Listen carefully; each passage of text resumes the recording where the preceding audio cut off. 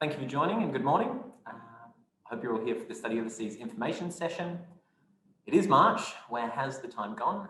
My name is Patrick Polly Donoghue. I'll be joined by Daisy Ryan Pont and Sibylla Anderson for our fourth in a series of information sessions, which are talking about how students can study overseas as a part of their degree. Moving on. So first we'll get a COVID update. Daisy, what's going on in the world today? Well, as I'm sure everyone's aware, we're currently in the middle of a worldwide pandemic.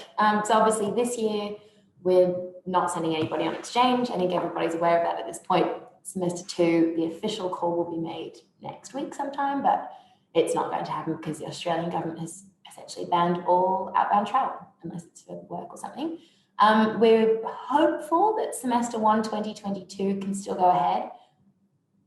So we're going to be going ahead with applications for that, but obviously this could change at any moment. Everybody's quite aware that it's a very rapidly changing situation. So we're going to be making a decision on that later in the year, but we'll make sure that you've not made any non-refundable purchases with relation to your exchange before we make that decision. So you won't be out of pocket anything. And any applications that we get for semester 1, if we then have to cancel the semester, we'll defer those automatically to semester 2. Obviously, you'll then have to double check with your college that it's still right to go ahead, but hopefully that's a good compromise. Okay, so the borders are closed. So we've got a program today, which we'll run through. We've got 6 or 7 quick and easy little steps. We'll do an introduction, so who we are, where you can find us. Why study overseas? So what are the benefits to students in the long term, towards their career, towards their studies, and towards them as a human being. Types of overseas programs, so what sort of programs are running this year? So I've got some things in winter, semester 2, not face-to-face, as I said, because the borders are closed, but types of programs that are still running. Finances, so how much will it cost? So people are making plans for next year and the year to come. How much cash do you need to splash? The application process, so how and when students should express interest and apply. And then we'll do a round of questions. So thanks again for joining. Into the first one, introduction. Okay, so first, Daisy, tell us a little bit about yourself. So my name's Daisy, and I look after students who are studying within the College of Arts, Law and Education and the College of Health and Medicine, with a speciality in Europe. So if you are part of any of those colleges or you're interested in going to Europe, I'm the person you should come to. Thanks, Daisy. My name's Patrick. Offsider to Daisy, like the sidekick, the Robin to her Batman. I'm the coordinator for COBE, so Business and Economics, and COSE, which is the College of Science and Engineering. So if you're a student looking to study overseas and you fit within those categories, within those degrees, I'm your guy basically to help you out. Studied at UTAS, I've lived at UTAS most of my life, and I've been on an outbound exchange. So I've been there, done that, got the t-shirt. So any questions, I'm here to field your inquiries.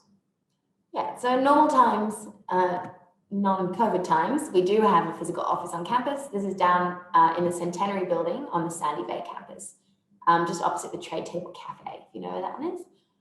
You can basically come to us for anything. So this is to promote all different programs that we offer, be they short-term, full semester, virtual. We can help you choose your destination. So we are pretty familiar with all the different things you can do and the places you can go. So we can help sort of custom build your program with you. We can help you with the application process. I know people are sometimes a bit adverse to completing forms. We can help you with all of those. And we can talk with your partner university that you've chosen to help you find correct units, maybe just to give you a bit more information about what to expect, and give you a pre-departure session where you can meet all the other students who are going on exchange, as well as some of the inbound exchange students who will be leaving us and they're from the university that you might be going to. Obviously, at the moment, this office isn't open, unfortunately. We're hoping that by next semester we'll be able to be back up and running, maybe with a different location on campus. So keep an eye out. We'll email everybody and we'll get the news out so you'll know where to find us in the future. Alrighty, coming soon. So that's an intro. That's who we are. Now we'll roll into, so what are the benefits of studying overseas? And there are so much. I think that we could talk about this one for an eternity and a day. But so I guess just in a snapshot, we'll give a couple of key messages, I suppose, here for why it's important to study overseas. First, for me, it was seeking out new challenges. When I studied at UTAS, I completed my first year and I was like, okay, well, I sort of get the system here at UTAS and I want to try and mix it up. I want to get out overseas. I always was passionate about traveling. So I was like, okay, well, this is the next logical step for me. So it was a challenge. It was something different. It was something new. It was something enticing and exciting. And after that, I think something that really got me was combining sort of travel and study. It gave me a reason to be in a location overseas. I'm not just a tourist. I'm not just moving around taking photos of, the Eiffel Tower. I'm not just here for a day, fly in, fly out. You're actually there with a purpose. You're studying at a university or an institute with other people, like-minded students that are passionate. So you're part of a group, an in-group, and I think that's a really unique sort of thing that you don't feel as a tourist, just in a place for a day or a week. Something specific to exchange, I think, is creating an international network. So in my accommodation, for instance, when I went to Canada, I thought I'd just be meeting Canadian people. Silly me. So my housemates were French and Spanish, and the whole dorm room was this sort of international mix of students from all over. So there were the Mexicans on the second story, and on the third floor, there were all the Irish girls. So there all these different people from all around the world. So insofar as networks, you're meeting people from all different walks of life that are interested in different degrees, just like at any degree anywhere. But you're in a completely unique location for only a semester or a year, and you just forge relationships, really strong relationships with people who you didn't know before from all over the world. So you're making friendships. I think the second point there is you're meeting academics and other professionals. You're interacting with other cultures and different workforces. There's just a whole new way of life when you travel overseas. So you're meeting people, you're making connections for later down the track in your career. You become independent. So you create, it's a project that you manage. So my first year, second year, I was going overseas. All the different things that you need to organize to get overseas is one huge element of it. It takes work to get yourself out of this place and into a different one. You become independent, so you're living overseas by yourself. That's a huge step for a lot of students. You become self-sufficient, and I think another key element is growing your confidence. So who you are away from your friendship groups and things like that are really, it's a transformational change as to who you are as an individual. Experience a new culture, I touched on that briefly, but you're in a new place. People are wearing different things. They might look different. I think in the workplace, for instance, certainly where I work at the moment, Daisy is from England.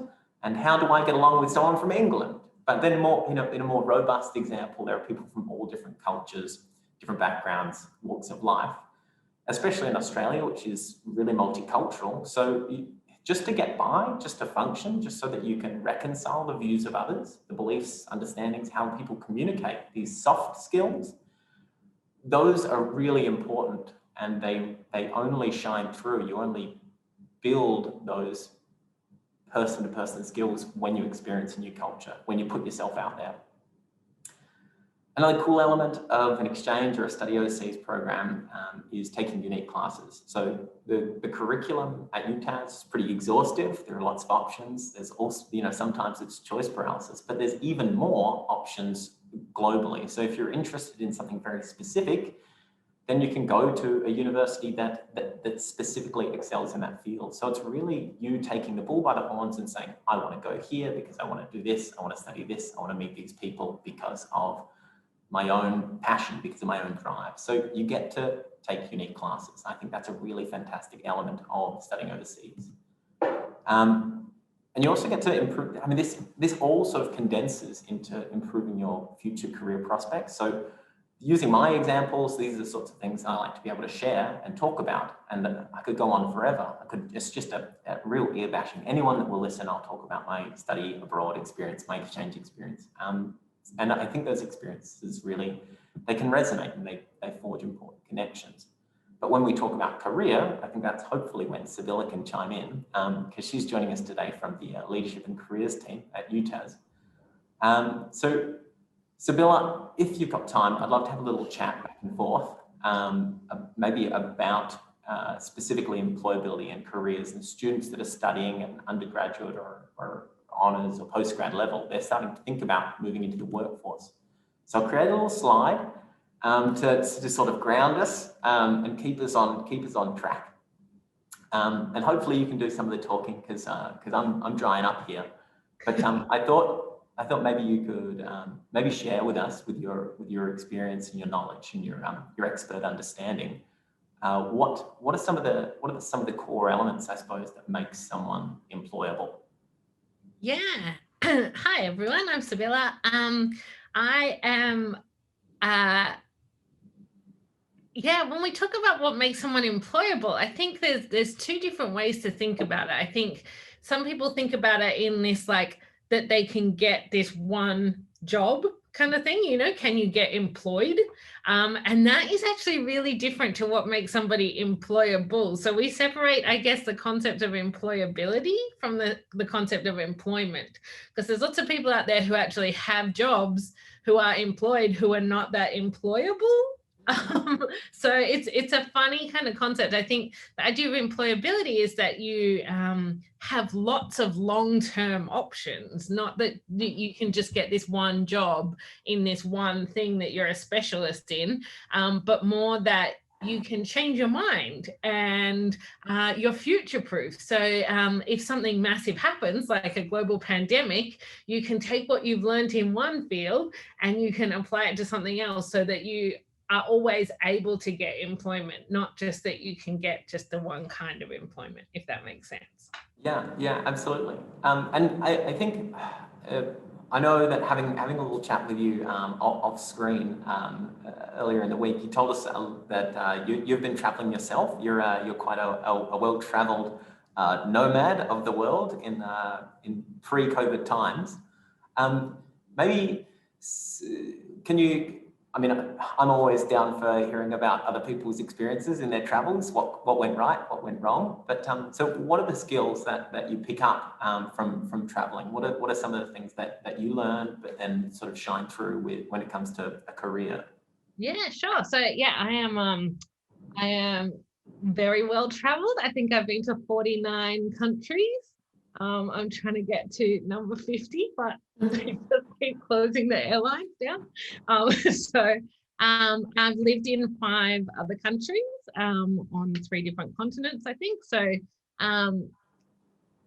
I really believe in, I guess, the transformative power of traveling, and the fact that that you can actually learn more about yourself and the world by traveling than nearly probably anything else. I think the big things that you build by traveling, for me personally, I have horrible luck when I'm traveling. So problem solving has been a massive one. I get myself into all kinds of situations and then have to try and pull myself out of them again. I would say that a communication that you've already touched on is an absolutely huge one.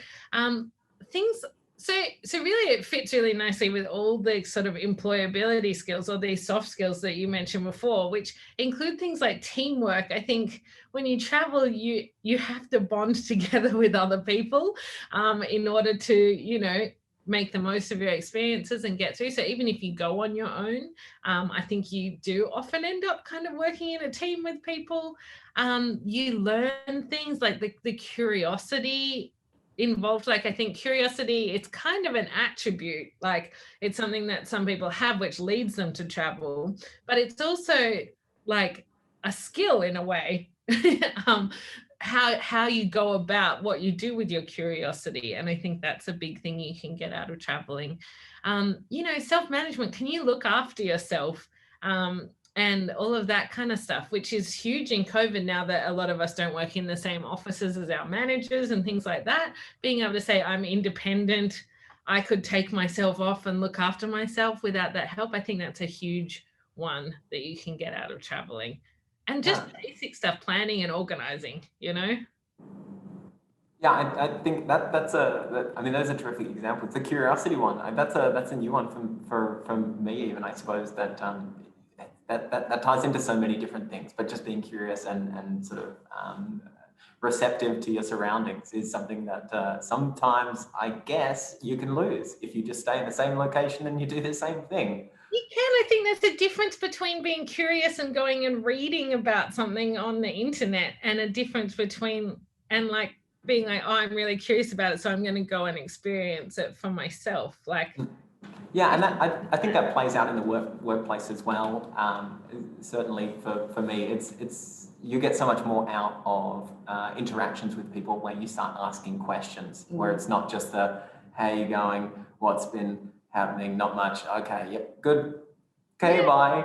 And the curiosity while you're somewhere else rather than reading about it also ties in with like risk analysis. Is it wise to, I'm curious about this, is it wise to follow this person down this alleyway? Absolutely. And how to analyze that situation. It's like, I'm going to use a bad analogy here, but you know that thing where it's like some people say you should let kids touch the hot stove. Yeah. Do it. There's something about that, like that kind of life learning of actually following that person down the alleyway and then being, oh, bad call. Sure, we've got some throwing in some parenting advice as well. Why not? While we're at it, let's take a beeline for that.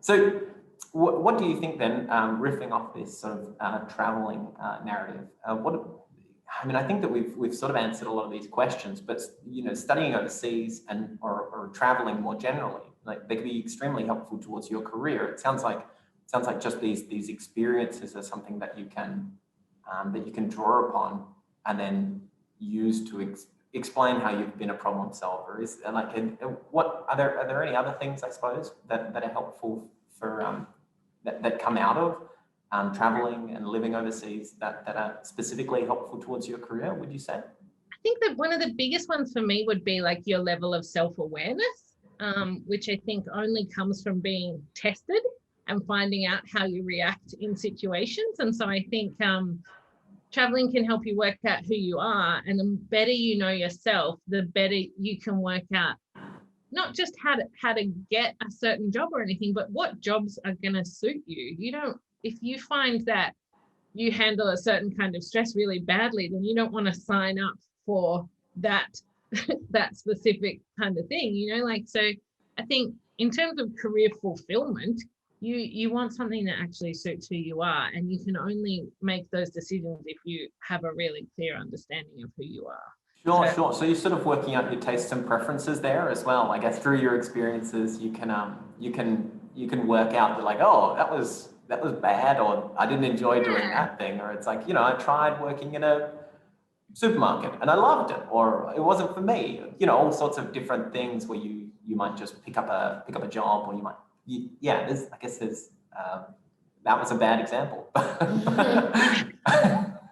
But yeah, it is that thing where you find out like where you thrive and what you like, and a lot of the time you can't know for sure until you try things out, and going overseas offers you a lot of Sure. So the last one is something I'm actually really curious about, because I know lots of people, when they go on exchange, it's just seen as like a bit of fun, like, oh, you had fun in another country for a bit. But how can students use that experience and turn it into something tangible that they can talk about on their resume that will help them get a job? Yeah, so I mean, this is something that I think is particularly great about something like exchange, is that so I think what we know now about the workforce is that it's getting more competitive by the minute. And so sometimes you'll see like one job and you'll have 200, 300 people applying for just one position. And what you find is that particularly in Australia, they like you to demonstrate your skills or your experiences and things like that. So it's this idea of, if you've demonstrated it before, you're able to demonstrate it for them in a different context in the future. So they want evidence that you've done things. You can't just say, I'm a great communicator. You have to give them like a solid example of how you're a good communicator. On that note, like what we start to see is you've got 300 people coming out of the same course, all going for the same job. And you might have a question in there that's about like, problem solving. Tell us about a time that you problem solved, and everyone else is like, oh, I had a group assignment and somebody wasn't carrying the load.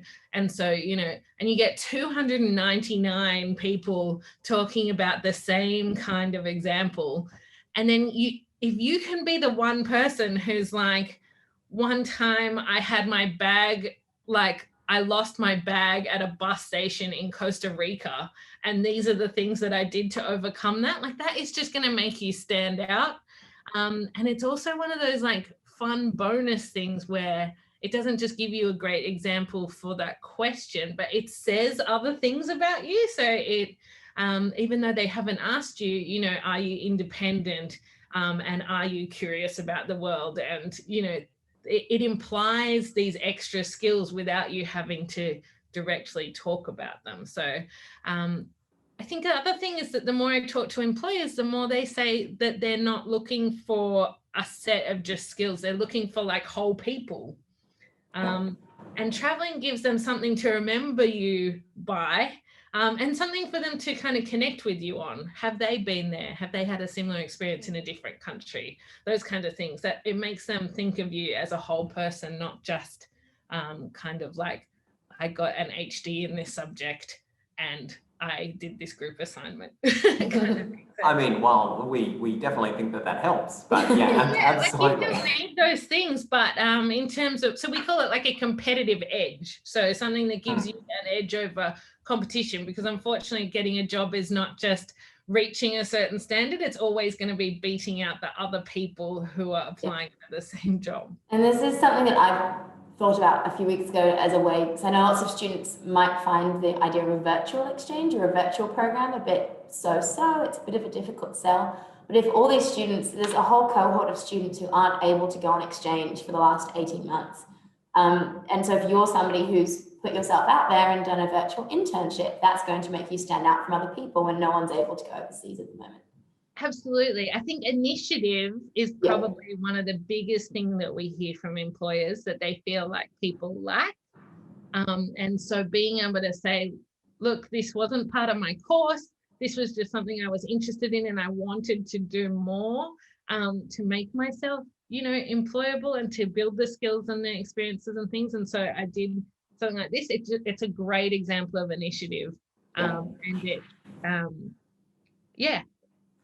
think that's terrific. That's a really great point on initiative. I hadn't even thought of that example, but just how, let's say you're an employer, you ask someone, well, what did you do for the last 18 months during lockdown? And most people are like, oh, sat on the couch, ticked over my 4 units or something like that. That where we do see that differentiation or making yourself the most eligible candidate. I think that these sorts of these micro credentials or these little, these small points where you say like, oh, I actually put myself out there and learned something different to all the rest of these guys. I think that's really going to shine through. And that's terrific. I think we should probably, we should jump on to the next couple of slides. Thank you again, Sibylla, for joining us.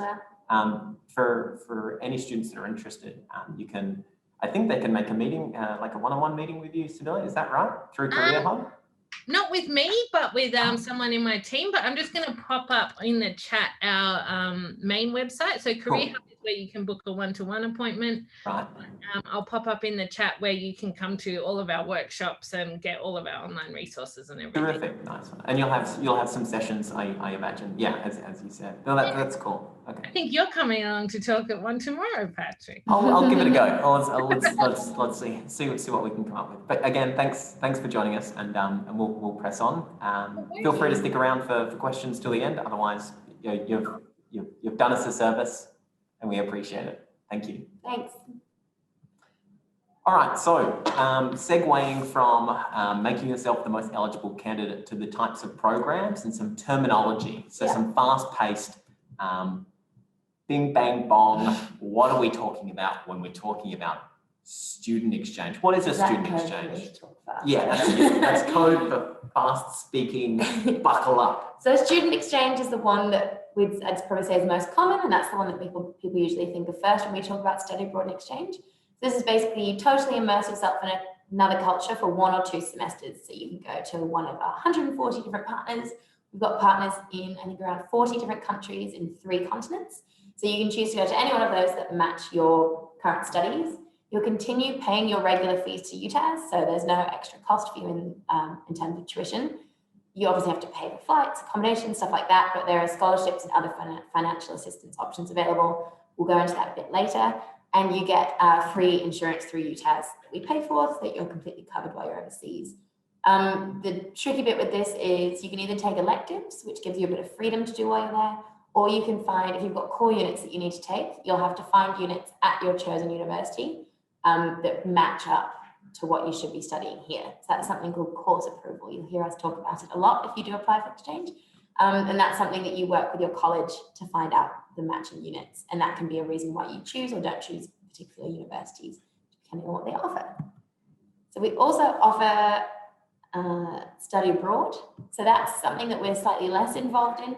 So if you have always dreamed of going to a university like Dana did, dreamed of studying in Russia, but we don't have any partners in Russia, you're more than welcome to do that. So you essentially will take a leave of absence from UTAS for a semester or a year.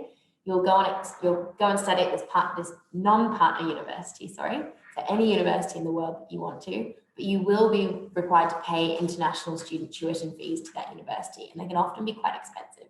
Sometimes they can be quite cheap. Maybe you're a European citizen, you can go over there quite cheaply.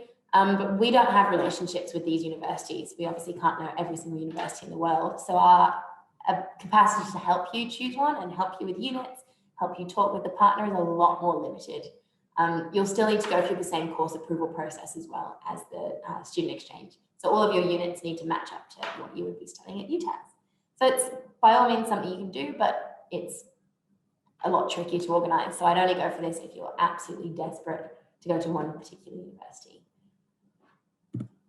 All right, let's study abroad. And the third is short-term programs. Now this encompasses a lot of different things, but it's a fantastic opportunity for students that can't commit to a semester-long program. So for those students that have other commitments, these programs run, generally speaking, between 2 to 6 weeks. They're intensive. And under this umbrella term of short-term programs, so there are third-party providers. So they're basically someone that the University of Tasmania goes to arrange programs. So there are intensive language programs. A good example might be ACHICHES. So that's the Australian Consortium of In-Country Indonesian Studies. So they have placements, professional practicums, and international language, international language programs. So it's based in Indonesia. So as you can imagine, Indonesian language is a specialty of theirs, and that's what they deliver. So that's third-party providers. Summer and winter programs, ACHICHES, CIS, so these third-party providers, they offer programs that run in the UTAS winter and summer. So we've got winter coming up, so June to July, basically the break between your main semesters. So we have a longer break at the end of semester 2 from November through to February. So during those times, you can knock over an elective unit. That means that the following semester, you'll only need to do, if you're studying full-time, 3 classes, which means that you could probably do, well, on the balance of things, probably do a better job when you're doing 3 classes instead of 4. So it's a great way to just keep your studies ticking over, show that you're motivated, but also potentially do a better job in the following semester. So stay warm, stay fresh, stay limber, and that's an option through summer and winter programs. Then we have university-led programs. So generally speaking, they'll run in summer and winter or even during the semester. These are university-run programs, and there's a lot of funding, I suppose, for these programs, which these programs fall under the NCP, the new Colombo plan. Yeah, so just a quick note on the short-term programs. These also encompass the virtual programs that we offer. So you can do an online winter school this winter. We recently had a student who did an online internship. So she ran the social media for a company in Los Angeles. So there are lots of opportunities out there this year as well. You don't have to wait until next year. Yeah, great point. So these are programs that are going to be running through our winter and summer, and they will be virtual, and some of them will be for our partner universities, and others will be run by UTAS, and they'll be predominantly online. So we'll talk about those. I think that's what we're rolling into now. So When we talk about the NCP, your ears should really prick up. This is an incredible opportunity. It's an Australian government DFAT, so the Department of Foreign Affairs and Trade. It's a key initiative to align Australia's economic, so our trade, diplomatic, and political relationships. So this is all about getting undergraduate students overseas as a part of their degree.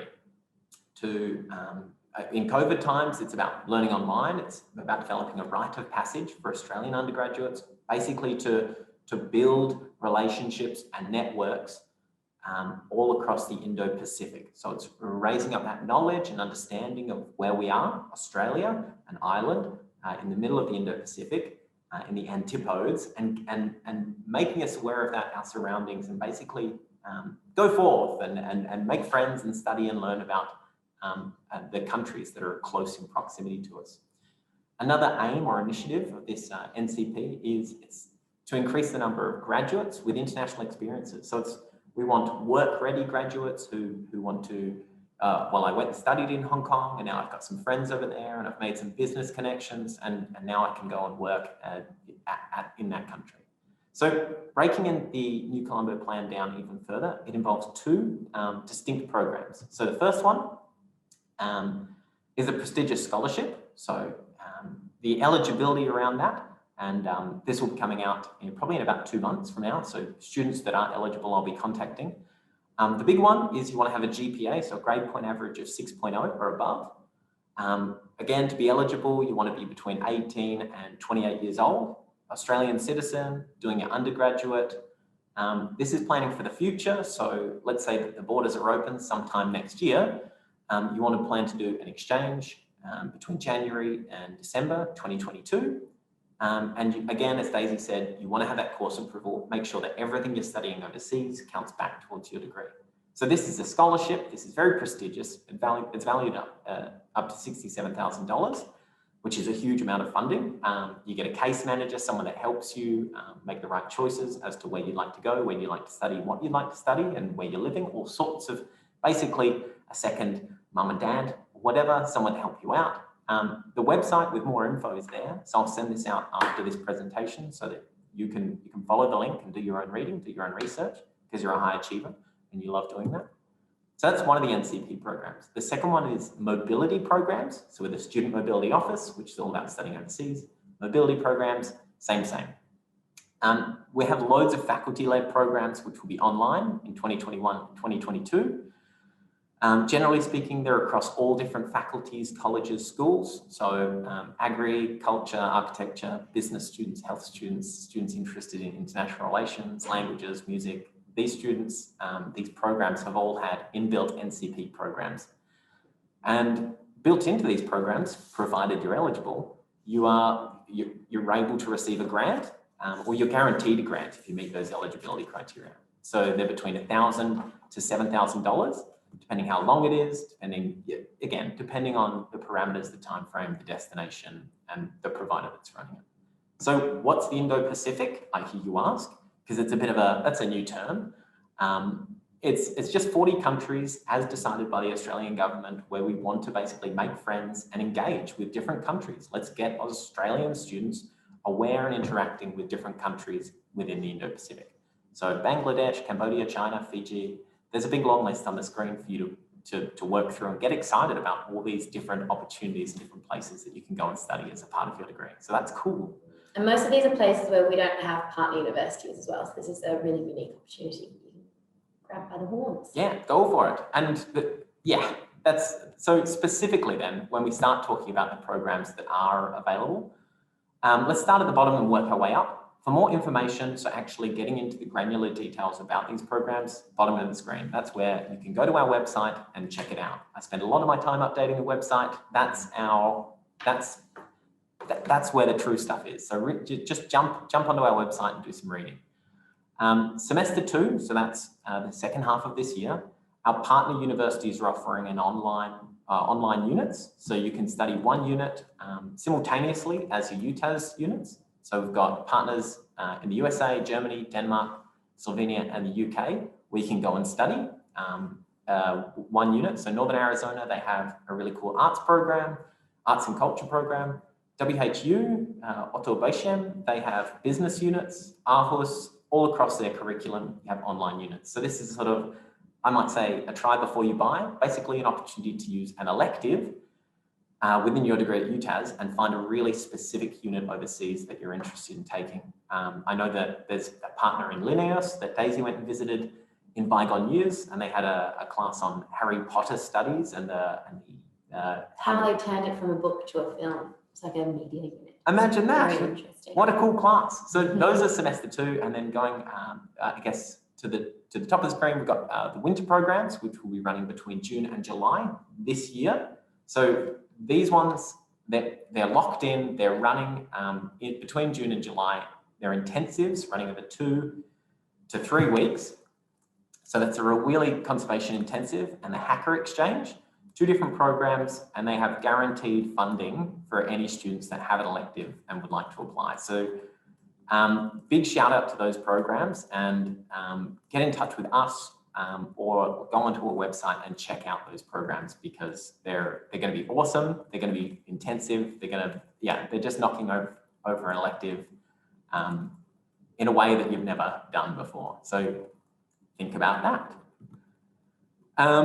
Those are the types of programs. Let's talk about finances for students thinking about exchange. Again, what sort of funding are we going to need? So when we break this down, let's talk about the cost of exchange. Yeah. So if you're going on an exchange to a partner university, you keep paying your regular fees towards UTAS. So nothing changes from that front. If you're doing a study abroad program, so to a non-partner or to a third-party provider, there will be a cost to cover the fees for that program. So with the third-party providers, as Pat mentioned, with the summer and winter schools, if that's not through a partner university, there will be a cost involved. This ranges from the price varies depending on the program, but you can find out more on the website. And the financial assistance options can be used to pay for this. Yeah, so third-party providers and non-partner universities tuition fees. If you're going on a new Colombo Plan program, you'll get a mobility grant worth from $500 to $7,000. So these are for the faculty-led programs that your UTAS faculty will put together. So they might say, okay, we've got a program that's taking marine studies students to Japan, and they will get 20 students and they all get $7,000 each. That's how that one works. So that will cover your flights and accommodation and things. Semester-based programs, we recommend that you have about $10,000 to cover all of your expenses for the semester. So if you're going for a year, we recommend that's a bit more, maybe not 20 grand, but a bit higher than 10. So that will cover your flights, accommodation, your living expenses, books. Joy here obviously bought a lift pass. So if you're thinking about where you're going and what you want to spend, do you want to take side trips? Are you going to a country that's typically quite expensive to live in? Are you going to the Czech Republic where the daily living costs are a lot lower? It's important to take that into account when you're choosing your destination. So despite all of these finances that you're going to need, there are lots of options available to help you. So the Overseas Help Loan is the most common thing that students get to assist them.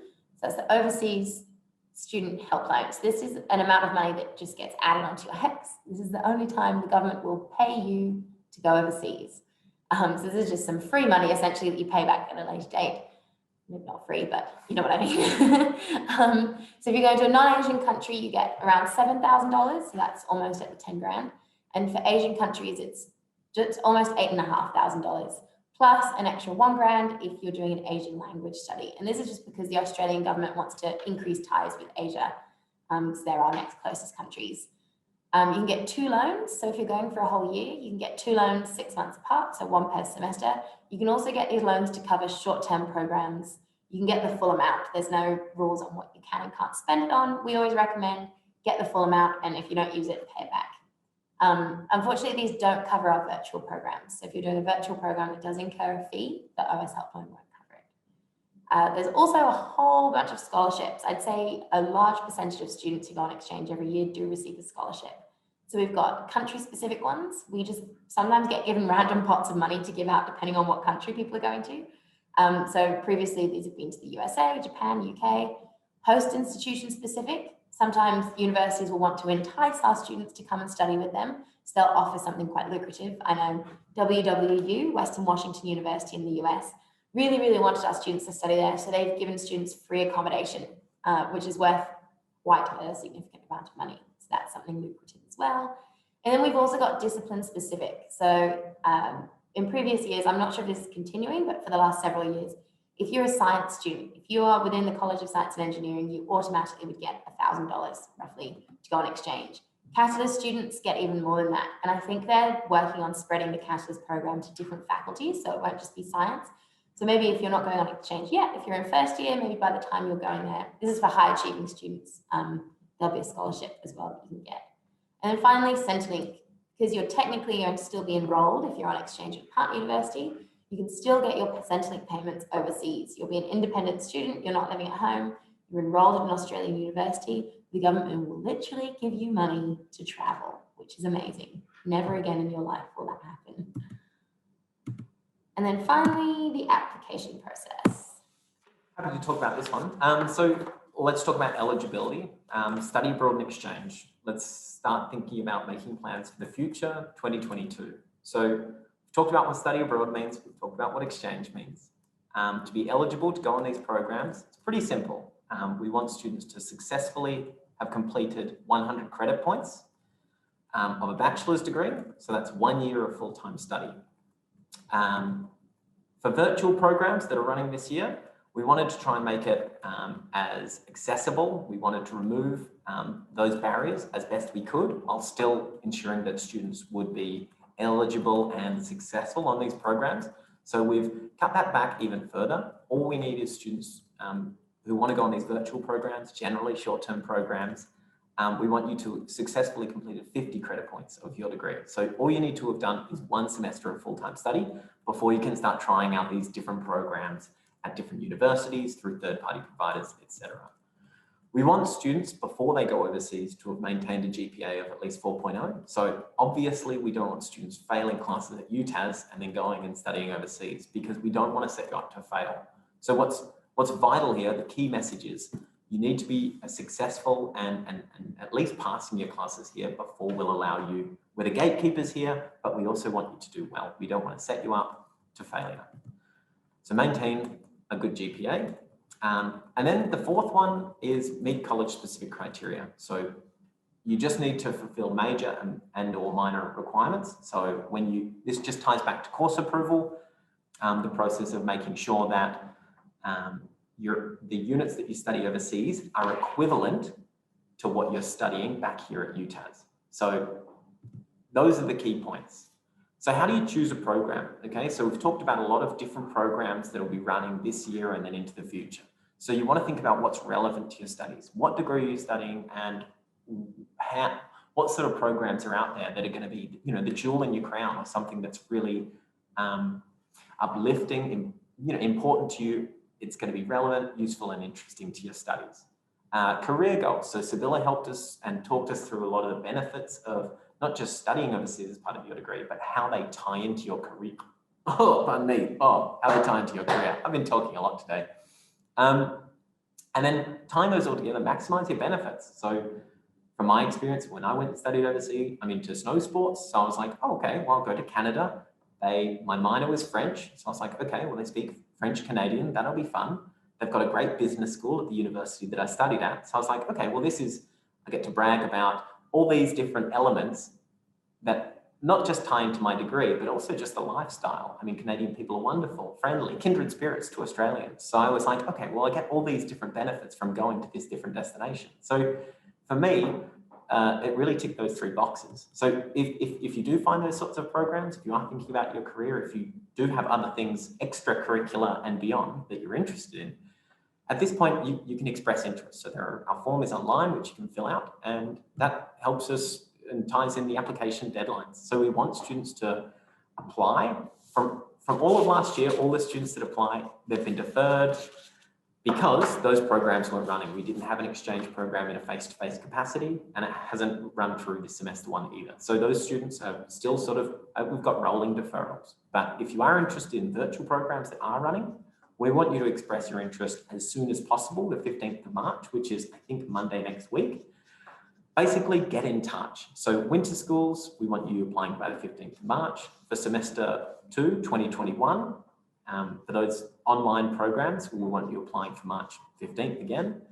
For summer schools, So this is November through to February next year. We want you applying by September 15th. And for semester 1, 2022, let's hope that the borders are open, but we really don't know. We want those applications in the pipeline by July 31st. So express interest and we'll get back to you.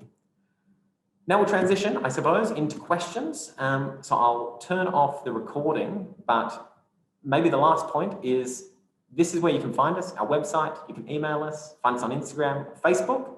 I'll record this session, or we have been recording rather. So you can go back and look over and some of the things we talked about that moment when I had a speech impediment. And then if you want to, you can make a one-on-one booking through Career Hub with myself and or Daisy. So thanks for listening.